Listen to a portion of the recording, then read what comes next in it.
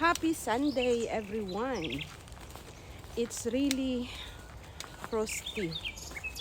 It's freezing cold. That's why I look like a mushroom today.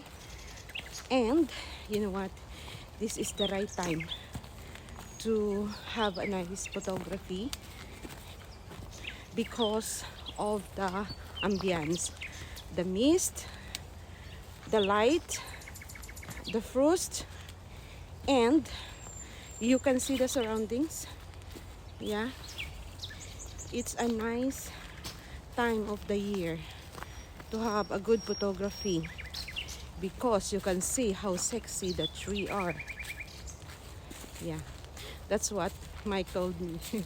I don't do a research, but he is a professional photographer, so I believe in him.